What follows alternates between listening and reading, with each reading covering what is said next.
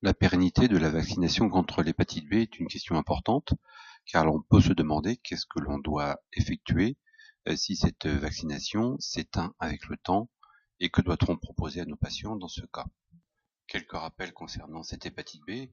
L'agent causal est bien connu, c'est le virus de l'hépatite B qui sévit essentiellement dans la région du Pacifique occidental et de l'Afrique. À ce titre, 6% de chaque population est infectée, alors qu'en Europe, seulement 1,6% de la population est concernée par le virus de l'hépatite B. Ce virus a un temps d'incubation relativement long, de 30 à 180 jours. Seulement, il peut également survivre plus de 7 jours sans être hébergé par un patient.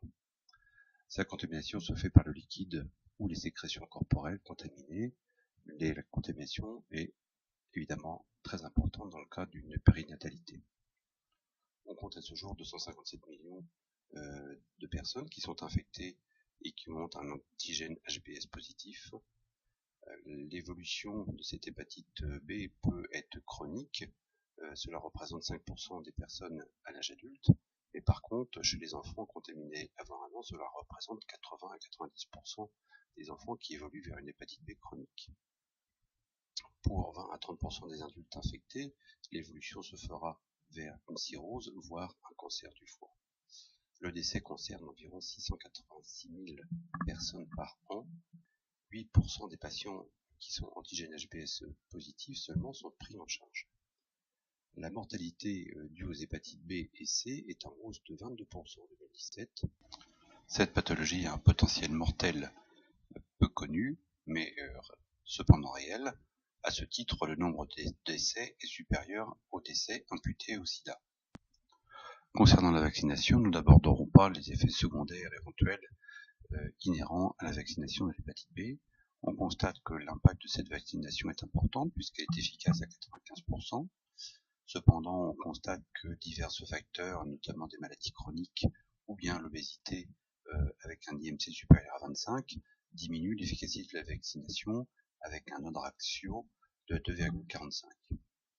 Depuis 1982, un certain nombre de doses ont été distribuées, plus d'1 milliard de doses, et on a constaté, notamment en France, une baisse de 75% des hépatites B aiguës. Cette baisse du taux d'hépatite B chronique se constate chez les enfants, surtout dans des régions à forte endémie, où elle est passée de 8 à 15% à moins de 1% depuis les différentes campagnes de vaccination qui étaient entreprises. Le risque d'infection chez le nourrisson vacciné né de mère infectée diminue également d'un facteur 0,28, ce qui montre toute l'efficacité potentielle de cette vaccination. Les différentes campagnes de vaccination depuis 1992 ont permis une baisse prolongée du taux d'antigène HBs jusqu'à l'âge de 11 ans après la vaccination du nourrisson. La protection des enfants nés après le programme de vaccination est également importante et due au programme de vaccination entrepris. Divers travaux de recherche étalés sur plusieurs années se sont posé la question de l'évolution des anticorps après la vaccination anti-hépatite B. Le rapport de l'OMS mentionne qu'après 40 ans, on constate une certaine diminution progressive des taux de réponse en anticorps. D'autres études mentionnent qu'après 15 ou 20 ans, après la vaccination complète chez les nourrissons, il a été mesuré des taux d'anticorps inférieurs à 10 000 unités par litre, qui est le niveau retenu pour une protection efficace chez 57 à 63% des adolescents de 15 ou 20 ans.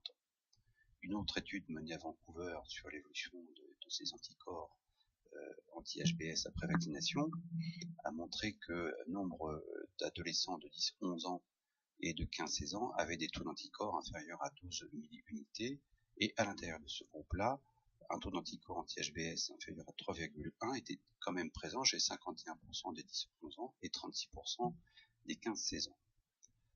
Lorsque a été administrée une dose de vaccin à 10 microgrammes chez ces patients, le taux d'anticorps anti-HBs mesuré à J28 était supérieur à 12 milliunités par millilitre pour 97,2% des 10-11 ans et à peu près la même proportion, quoique un petit peu inférieure, à 91% des 15-16 ans était mesurée.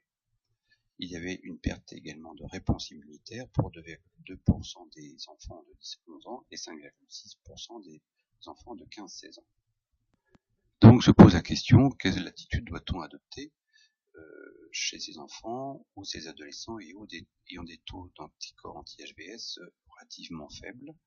On constate tout d'abord qu'il n'y a pas d'augmentation de l'antigène HBs dans la population qui a été vaccinée de manière complète, notamment 18 ans après cette vaccination, même si dans cette population-là, une grande partie, 63%, avait un taux d'anticorps en dessous du seuil de protection, et parmi ceux-là, 28,7% des revaccinés avaient toujours un taux d'anticorps indétectable.